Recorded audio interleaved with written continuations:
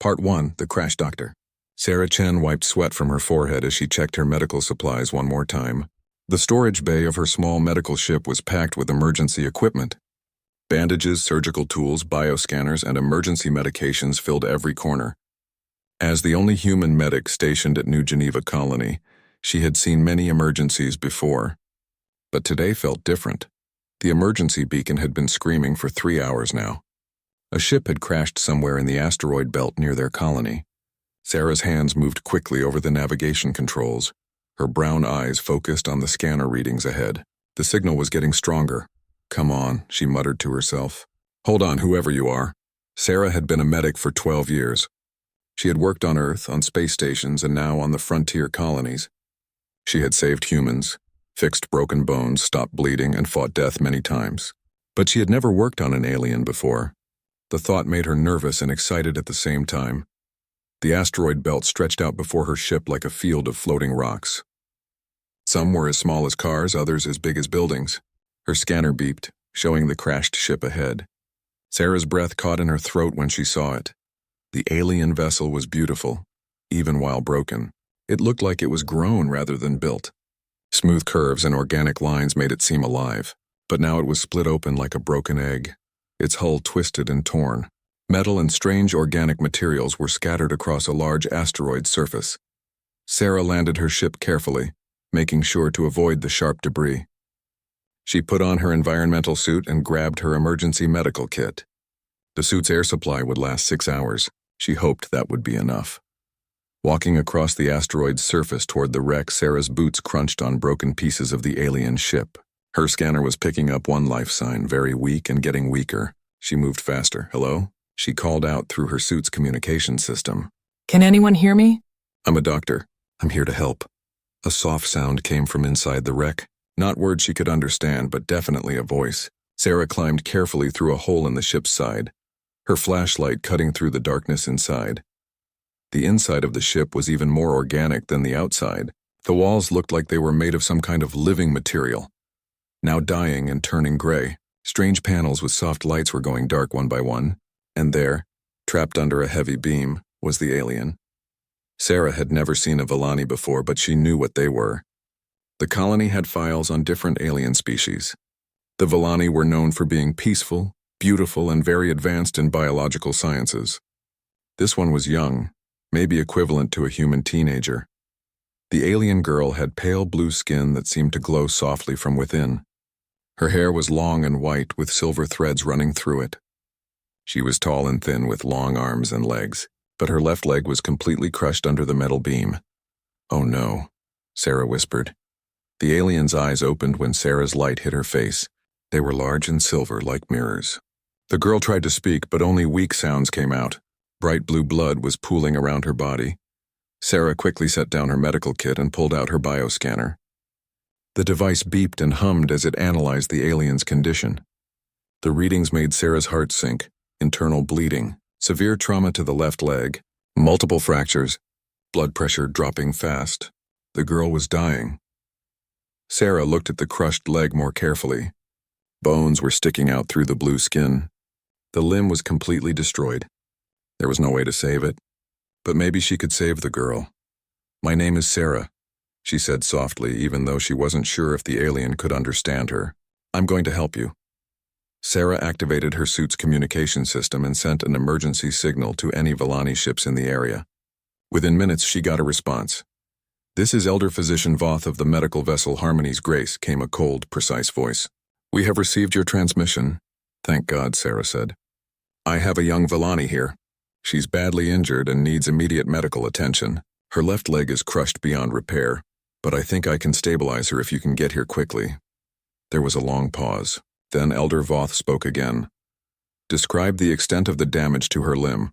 Sarah looked at the broken leg again. "Complete destruction of the lower leg.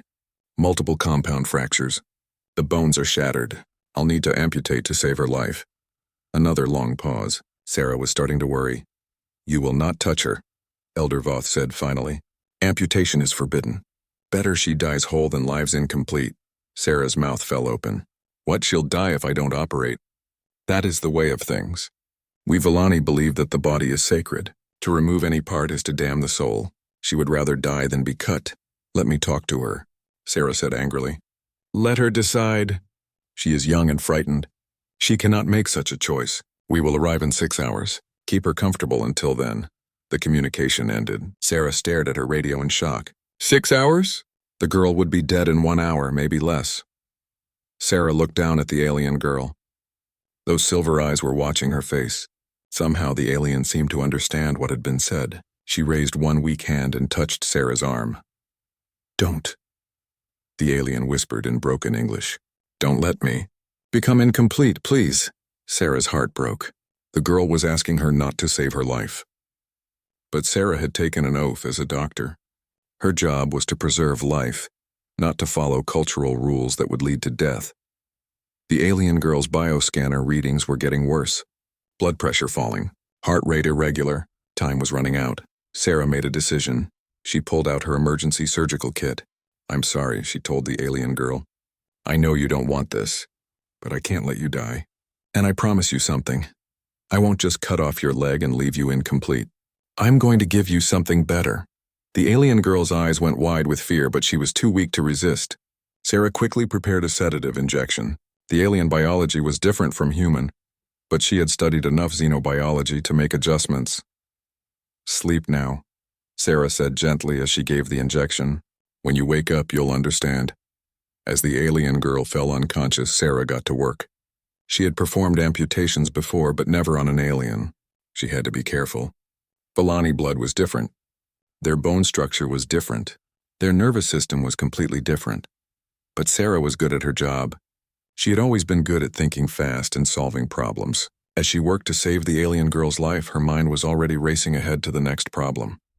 How do you replace an alien leg with something that will work? How do you make a cybernetic prosthetic for a species that has never used artificial body parts? How do you prove to an entire alien culture that being incomplete doesn't make someone less valuable? Sarah didn't know the answers to these questions yet. But she knew one thing for sure. She was going to figure it out. She was human, and humans didn't give up. They found ways to make impossible things possible. As she finished the amputation and sealed the wound, debris continued to fall around them. Her oxygen supply was running low, but Sarah Chen smiled grimly as she picked up the unconscious alien girl. The easy part was done. Now came the real challenge. Part 2. The impossible choice. Sarah carried the unconscious alien girl through the wreckage, being careful not to bump her injured leg. The sedative was working well. Zira, Sarah had found the name on the alien's identification badge, was breathing steadily but still very weak. Back on her medical ship, Sarah laid Zira on the operating table. The sterile white lights made the alien girl's blue skin look even paler. Sarah hooked up monitoring equipment to track Zira's vital signs. The beeping sounds filled the small medical bay. Sarah looked at the stump where Zira's leg used to be. The amputation was clean and healing well, but now came the real problem. How could she build a replacement leg for an alien species? She opened her computer and started researching everything she could find about Villani anatomy. The database had basic information, but not enough for what she needed. Villani bones were lighter than human bones, but stronger. Their muscles worked differently. Their nervous system used bioelectric signals that were completely unlike human nerves. This is impossible, Sarah muttered as she scrolled through medical files. But then she caught herself. No, impossible is just something no one has figured out yet. Sarah sent another message to the Villani medical ship. Maybe Elder Voth would help once he learned what she had done. Elder Voth, this is Dr. Sarah Chen. I have performed the amputation. The girl is stable and alive. I need detailed information about Villani nerve patterns and muscle systems. I'm going to build her a prosthetic leg. The response came quickly, and it was not what Sarah had hoped for. Dr. Chen, you have committed an unforgivable act. You have mutilated a sacred body against our express orders. The girl you claim to have saved is now dead to us. She is contaminated, incomplete, an abomination. We will not provide assistance for your obscene project. Sarah felt anger rising in her chest. She's not dead. She's alive because I saved her. Life without wholeness is not life. It is suffering. You have condemned her to a fate worse than death. When she awakens and realizes what you have done, she will beg you to let her die. That would be a mercy you should grant her. I won't listen to this, Sarah said. If you won't help me, I'll figure it out myself. Foolish human, Elder Voth replied. You cannot simply attach machinery to living flesh and expect it to work. Our biology is not yours. You will create a monster. The communication ended again. Sarah stood alone in her medical bay, looking down at Zira's sleeping form. For a moment, doubt crept into her mind. What if Elder Voth was right? What if she had doomed this girl to a terrible existence? Then she remembered her oath as a doctor. First, do no harm. But she had prevented greater harm, death. Now she had to follow through. Sarah went to her workshop area at the back of the ship. This was where she repaired medical equipment and maintained her ship's systems. The walls were lined with tools, spare parts, and electronic components. She pulled out everything she knew about prosthetic limbs. Human prosthetics had come a long way in recent years. The best ones could be controlled by nerve signals and provide sensory feedback, but those were designed for human biology. Sarah started sketching designs on her tablet. The leg would need to be the right size and weight for Zira's body. It would need to connect to her nervous system.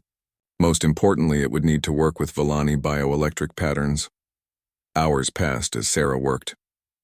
She studied Villani anatomy charts, compared them to human prosthetic designs, and tried to figure out how to bridge the gap between organic and mechanical systems. The breakthrough came when Sarah was reading about Villani bioelectric systems. Unlike humans, who used electrical impulses through nerves, Villani used a form of quantum entanglement in their nervous systems. Their thoughts and emotions could directly influence their body's electrical patterns. That's it, Sarah said out loud. If she could create a prosthetic that responded to quantum patterns instead of just electrical signals, it might actually work better than the original leg. Sarah began pulling components from her ship's quantum computer systems. The quantum processors were designed to handle complex calculations, but maybe they could also interpret bioelectric patterns. She would need to modify them, but it was possible. While Sarah worked, Zira began to wake up. The alien girl's silver eyes opened slowly, confused and frightened. She tried to sit up, then looked down at her body. The scream that came from Zira's throat was unlike anything Sarah had ever heard. It was pure anguish, the sound of someone who believed their soul had been destroyed. Zira stared at the bandaged stump where her leg used to be, tears streaming down her blue cheeks. Sarah rushed over to the operating table. It's okay, she said softly. You're alive. You're going to be okay. Zira looked at Sarah with hatred in her silver eyes. What have you done to me? She whispered in accented English. You have made me nothing. You have damned my soul. I saved your life, Sarah said firmly, and I'm going to do more than that. I'm going to give you a new leg that's better than your old one. Zira laughed bitterly. Better? Nothing artificial can be better than what nature provides. You humans think you can improve on perfection, but you only create ugliness. Sarah felt her temper rising, but she forced herself to stay calm. Look, I know this is hard, but I've been studying your people's biology. I think I can create something that will work with your quantum nervous system. Quantum nervous system? Zira looked surprised. How do you know about that? Even most of our own people don't understand how it works. Sarah smiled slightly. Because humans are good at figuring things out. We don't give up when something seems impossible. We find a way. Zira turned her face away. It doesn't matter.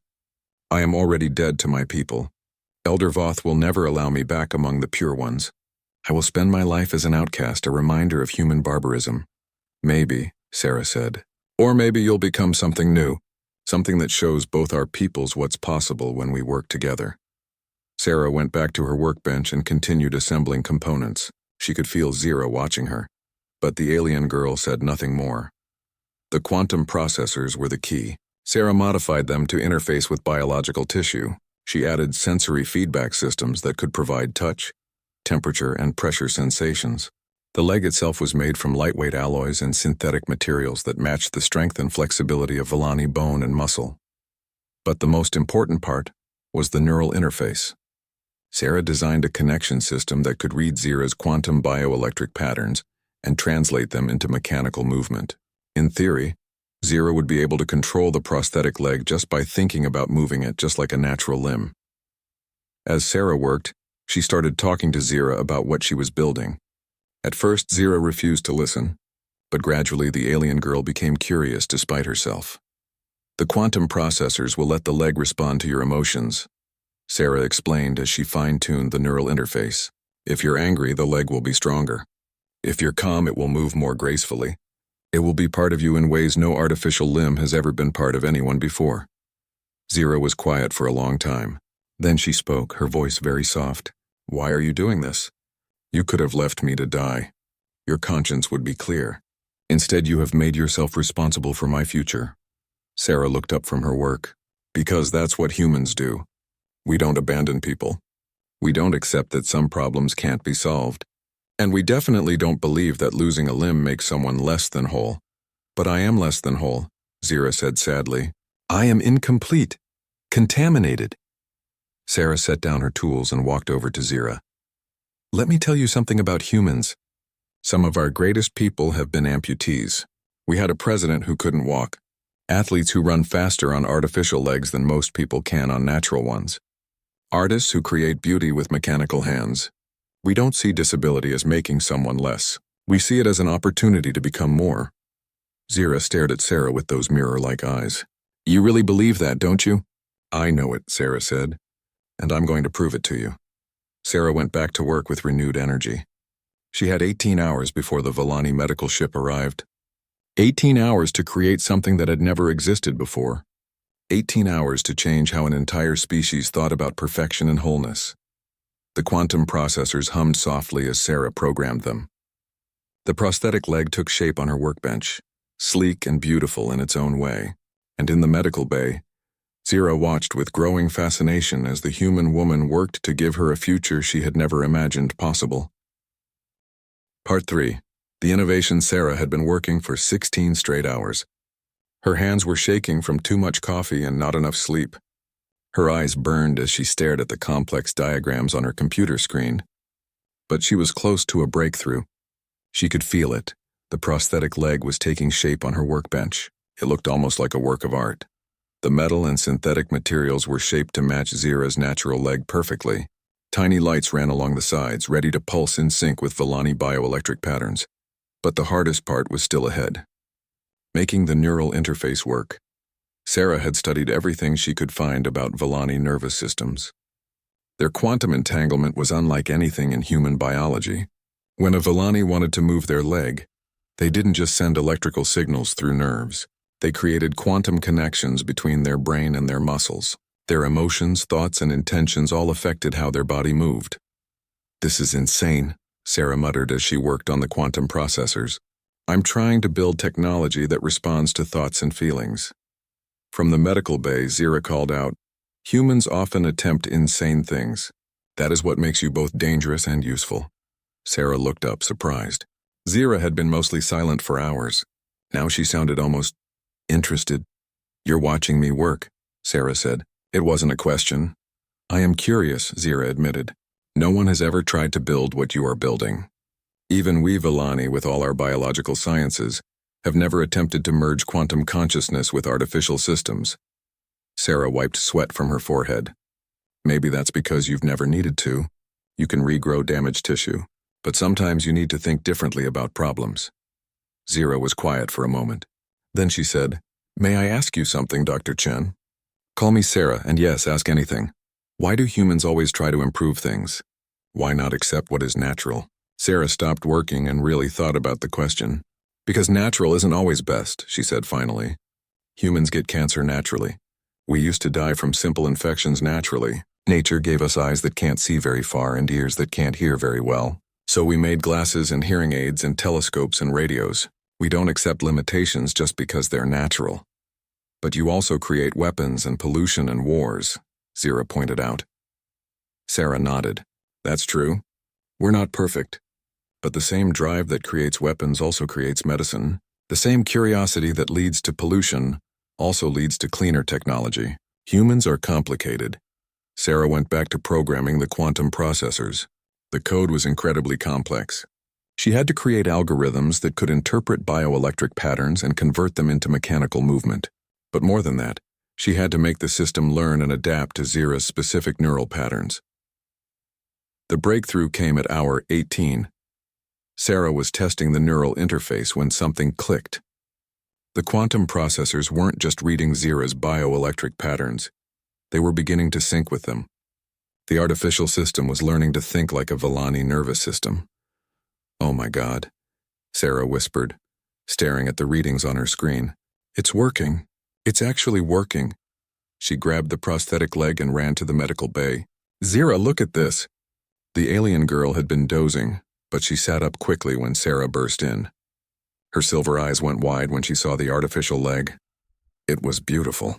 The surface looked like polished metal, but it had organic curves and lines that matched Villani aesthetics.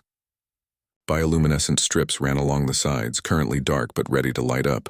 The foot was articulated like a real foot, with individual toes that could move independently. "It's not ugly," Zira said, sounding surprised. Sarah grinned. "It's better than not ugly. Watch this." She connected the leg to a test system and activated the quantum processors. The bioluminescent strips began to glow with a soft blue light, pulsing in complex patterns. Zira gasped. "Those patterns, they look like natural Villani bioelectric rhythms." "Because they are," Sarah said proudly. "The quantum processors have learned to mimic your people's neural patterns. But here's the really incredible part. They can also interface with human technology." Sarah connected a data cable to the leg. Immediately, information began flowing across her computer screen. The leg was talking to her ship's systems, reading data, processing information. "A Villani with this leg could control human computers directly," Sarah explained. "They could interface with any electronic system just by thinking about it. No keyboards, no controls, just pure thought-to-machine communication." Zira stared at the leg with fascination and fear. "It's not just a replacement. It's an enhancement." "Exactly," Sarah said. "You won't just be able to walk again. You'll be able to do things no pure Villani has ever done. You'll be a bridge between our species." But Zira's expression darkened. "Which means I will belong to neither species. I will be truly alone." Sarah's excitement faded as she saw the pain in Zira's eyes. She had been so focused on the technical challenge that she hadn't thought about the emotional cost. "Maybe not," Sarah said gently. "Maybe you'll be the first of something new. Something better than either species alone." Before Zira could respond, alarms began blaring throughout the ship. Sarah ran to the control panel and checked the sensors. A large ship was approaching. The Villani medical vessel Harmony's Grace. "They're early," Sarah said. "They're here to take you back." Zira's face went pale. "They will see what you have done. They will know I am contaminated." Sarah looked at the prosthetic leg, then back at Zira. "We need to attach it now, before they get here." "What?" "No." Zira pulled away. "I'm not ready. What if it doesn't work? What if it hurts?" "It will work," Sarah said firmly. "I know it will, but you have to trust me." Zira stared at Sarah for a long moment. Then she looked at the artificial leg with its softly glowing lights. "If I do this, there's no going back. I will never again be what I was." "No," Sarah agreed. "You'll be something new, something that never existed before. The question is, are you brave enough to find out what that something is?" Zira closed her silver eyes. When she opened them again, there was determination there. "Do it." Sarah moved quickly. She had practiced the attachment procedure in her mind dozens of times. The neural interface had to connect perfectly to Zira's quantum nervous system. One mistake could cause permanent damage or leave the leg completely non-functional. "This might hurt," Sarah warned as she prepared the neural connections. "I'm already in pain," Zira replied. "The pain of being incomplete." Sarah began the delicate process of connecting the prosthetic to Zira's nervous system. Tiny quantum processors made contact with Villani nerve clusters. Biocompatible materials fused with alien tissue. The bioluminescent strips began to pulse more rapidly. Suddenly Zira screamed, not in pain but in shock. Her eyes went wide and she stared down at the artificial leg. "I can feel it," she whispered. "I can feel the leg. It's part of me." Sarah held her breath as Zira concentrated. The prosthetic leg moved. Just a small movement, the toes flexing, but it moved in response to Zira's thoughts. "Try to stand," Sarah said. With Sarah's help, Zira slid off the medical table. She put weight on the prosthetic leg tentatively. Then more confidently, the quantum processors adjusted automatically to her movements, learning her balance and gait patterns. Zira took a step, then another. The artificial leg moved naturally, gracefully. The bioluminescent strips pulsed in perfect sync with the patterns on her natural skin. "It works," Zira said, wonder in her voice. "It actually works," but their celebration was cut short. The communication system crackled to life. Dr. Chen, came Elder Voth's cold voice. We are docking with your vessel. Prepare to surrender the contaminated one for disposal. Sarah and Zira looked at each other.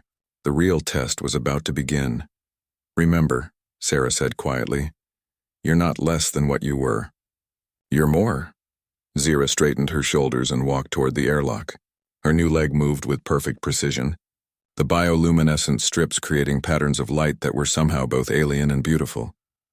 Let's show them what impossible looks like, she said. The airlock began to cycle open. Elder Voth and his medical team were about to discover that humans don't just solve problems. Part 4 in The Awakening. The airlock door slid open with a soft hiss. Elder Voth stepped through first, followed by 3 other Villani in white medical robes. They moved with the graceful elegance that all Villani possessed, but their faces were cold and disapproving. Elder Voth was tall even by Villani standards, with pale silver skin and dark blue markings along his arms and face. His eyes held the wisdom of centuries and the hardness of absolute certainty. He looked around Sarah's medical bay with obvious distaste. Dr. Chen, he said in his precise English, you have defied our direct orders.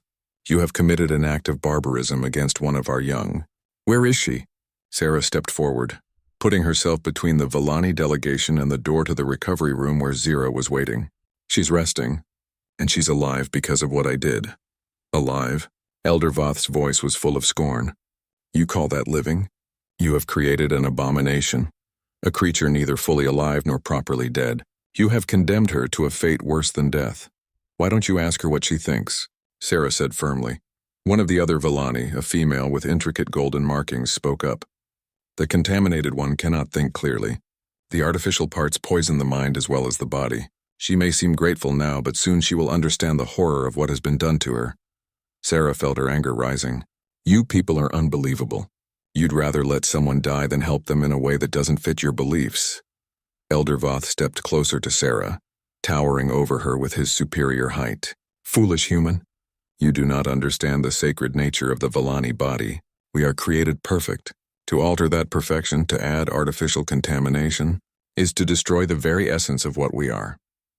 The only thing you've destroyed, came a new voice from the doorway, is your compassion. Everyone turned to see Zira standing in the doorway. She walked forward with perfect balance and grace.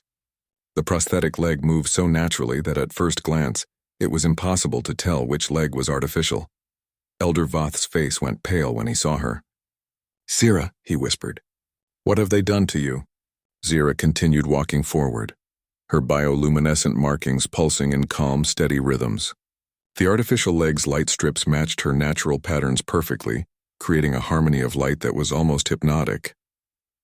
They saved my life, Zira said simply, something my own people refused to do. Look at yourself, Elder Voth commanded.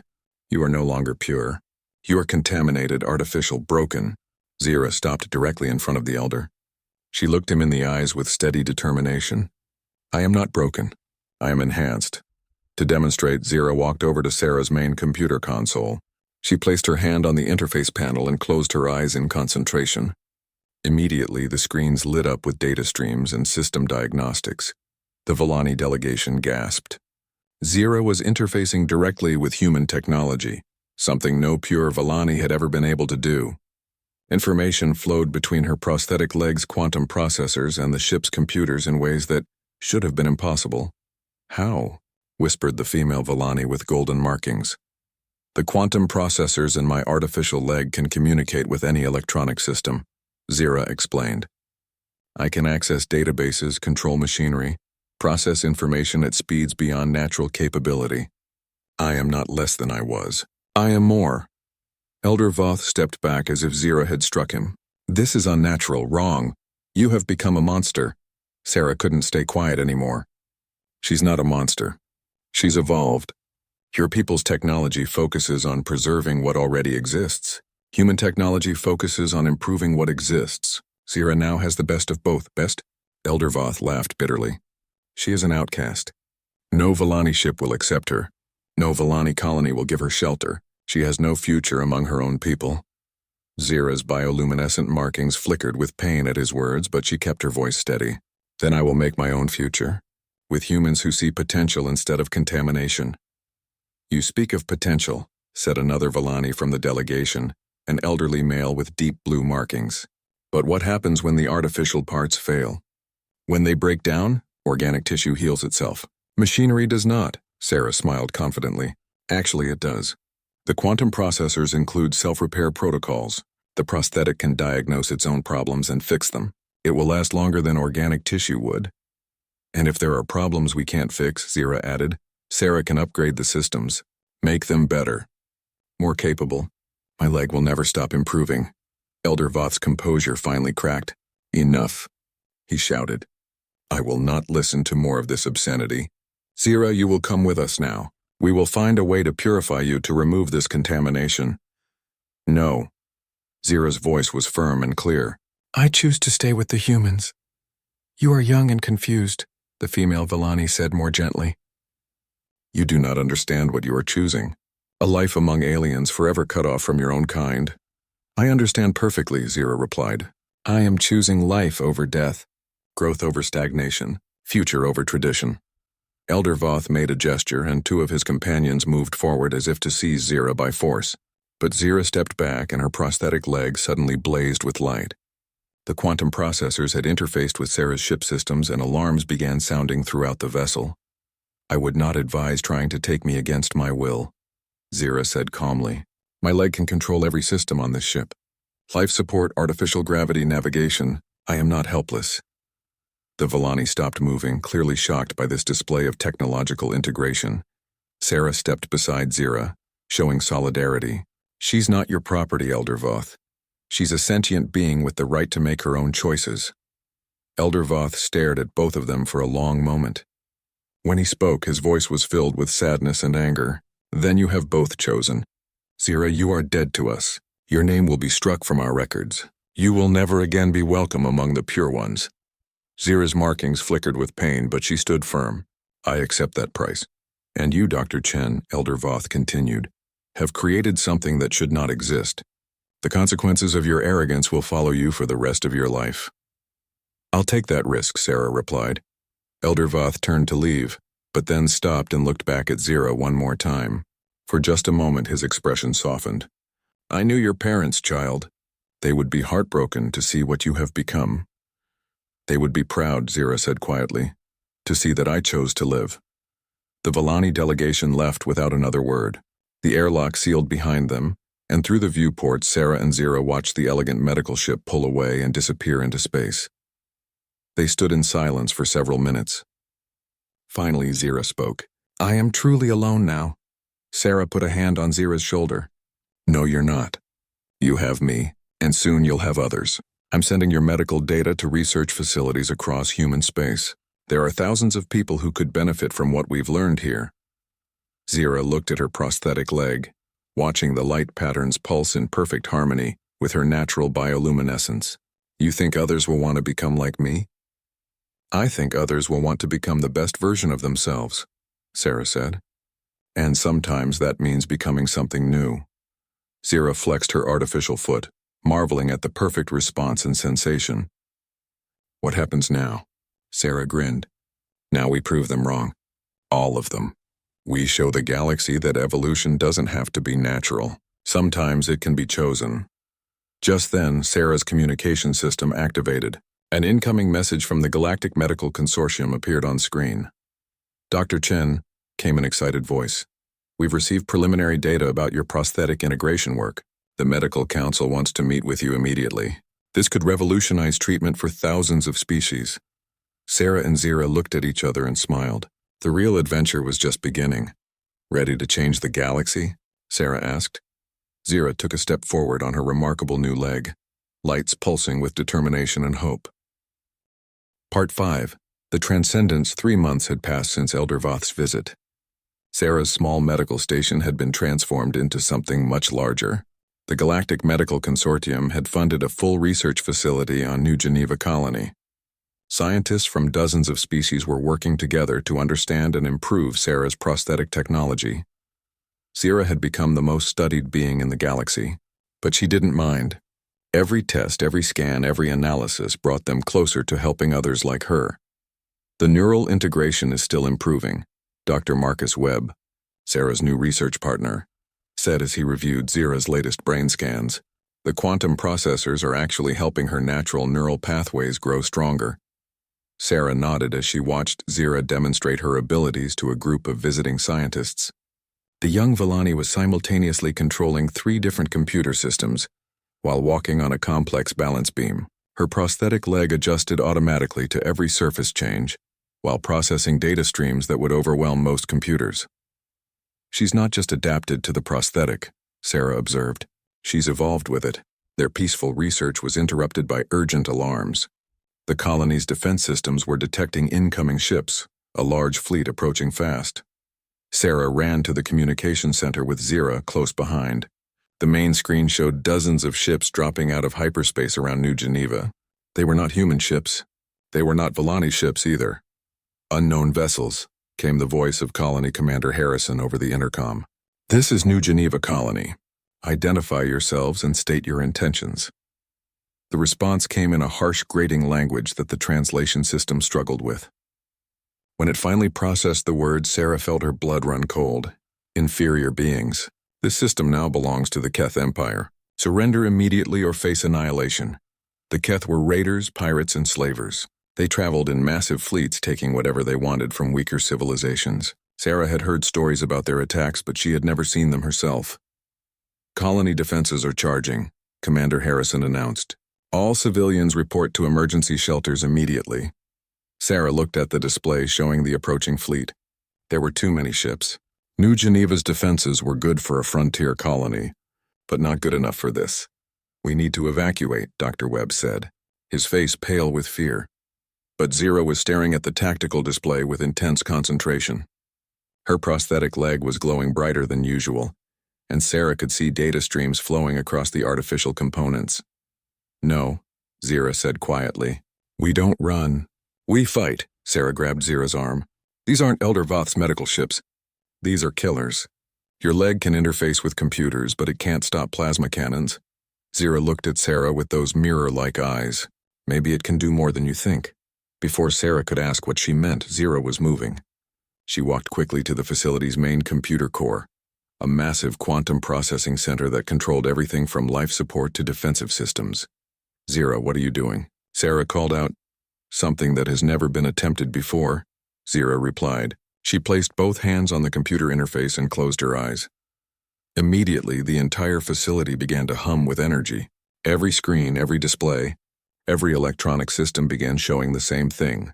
Complex patterns of light that matched the quantum signatures of Zira's prosthetic leg. She's networking, Dr. Webb whispered in amazement. She's connecting her consciousness to every system in the colony. Through the colony's external cameras, they could see the first wave of Keth attack ships beginning their assault run. The colony's defense turrets were firing, but there weren't enough of them. Then something incredible happened. The mining equipment around the colony, massive machines designed to extract minerals from asteroids, suddenly came to life. Controlled by Zira's quantum-enhanced consciousness, they began moving with impossible precision. Mining lasers that were meant to cut rock began targeting Keth ships with deadly accuracy. How is she doing this? Sarah breathed. The prosthetic leg was designed to interface with human technology, Dr. Webb said, his voice filled with wonder. But now it's interfacing with everything. She's become a living network node. But that was only the beginning. The colony's communication array, normally used for talking to other star systems, suddenly began broadcasting a signal that made the attacking Keth ship slow down and change course. Zira had hacked into their navigation systems, industrial fabricators that usually made spare parts and equipment began producing something new, small drones that swarmed out of the colony's manufacturing centers. Under Zira's control, they moved like a coordinated flock of birds, confusing and disrupting the Keth attack formations. This is impossible. Commander Harrison's voice came over the intercom. How are our mining machines and fabricators fighting back? Sarah activated the communication system. Commander, patch me through to the Keth fleet. Dr. Chen, this isn't the time for negotiations. Trust me, Sarah said firmly. A moment later, the harsh voice of the Keth commander filled the communication center. Surrender now, weak ones, or watch your colony burn. Sarah looked at Zira, who was still connected to every system in the colony. Her bioluminescent markings were pulsing in patterns more complex than Sarah had ever seen before. "This is Dr. Sarah Chen," she said into the microphone. "I have a counteroffer. Leave our system now or face something you've never encountered before." The Keth commander laughed, a sound like grinding metal. "You have mining equipment and small drones. We have warships. What could you possibly—" The Keth commander's words were cut off as every light in his fleet began flickering in perfect synchronization. Zira had just hacked into their entire fleet simultaneously. What is happening to our ships?" the Keth commander demanded. Zira opened her eyes and spoke, her voice somehow being broadcast to every ship in the attacking fleet. "I am Zira of New Geneva. I am Villani and human technology merged into something new. Your ship's systems now belong to me." To prove her point, she made one of the Keth ships perform a perfect loop in space, then made its lights flash in a complex pattern that spelled out "leave" in galactic standard language. The Keth fleet tried to fire their weapons, but their targeting systems were no longer under their control. They tried to retreat, but their navigation systems wouldn't respond to their commands. "Impossible!" the Keth commander shouted. "No single being can control this many systems." "You're right," Sarah said with a smile. "No single being can. But Zira isn't a single being anymore. She's a hybrid. She's what happens when you combine Villani quantum consciousness with human technological innovation. Zira demonstrated by making the entire Keth fleet perform a synchronized dance in space. Dozens of warships moved in perfect formation, their weapons powered down, their systems completely under her control. "Your choice," Zira said calmly. "Leave peacefully or I'll send your ships back to Keth space with a message about what happens when you attack colonies under my protection." The silence stretched for several long minutes. Then the Keth commander spoke, his voice no longer confident. We withdraw, but this is not over." "Yes, it is," Zira replied. "Tell your people what you saw here. Tell them that there are new kinds of beings in the galaxy now, beings who won't be intimidated by pirates and raiders." The Keth fleet jumped to hyperspace so quickly that they left scorch marks in space. As soon as they were gone, Zira collapsed. Sarah caught her as she fell, noting that the prosthetic leg had overheated from the massive data processing load.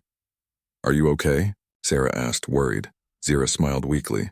"I am better than okay. I am what I was meant to become." Dr. Webb was staring at the computer displays, which were still showing the after effects of Zira's unprecedented networking feat. The quantum processors handled computational loads that should have been impossible. She didn't just interface with our systems, she became part of them. Word of the incident spread quickly throughout the galaxy. The story of a hybrid being who had single-handedly defeated a Keth raiding fleet became legend. But more importantly, it opened minds to new possibilities. Within a year, the New Geneva Research Facility had become the center of a new field of science: biotechnological integration. Beings from dozens of species came seeking enhancements that would allow them to interface with technology in ways never before imagined. Elder Voth himself eventually came to visit. He found Zira in the facility's garden, teaching a group of children, human, Villani, and other species, about the harmony between organic and artificial systems. "I was wrong," he said simply. "You are not contaminated. You are evolved." Zira looked at her former elder with forgiveness in her silver eyes. "Evolution was always the goal. I just chose a different path to reach it." Sarah watched from nearby as Elder Voth knelt and asked Zira to forgive him. The old Villani's bioluminescent markings were dim with shame, but they brightened when Zira placed her hand on his shoulder. "There is nothing to forgive. You helped me understand who I was. Sarah helped me understand who I could become." As the sun set over New Geneva Colony, Sarah reflected on everything that had happened. A simple medical emergency had led to a breakthrough that was changing the entire galaxy. Beings who had been considered disabled or incomplete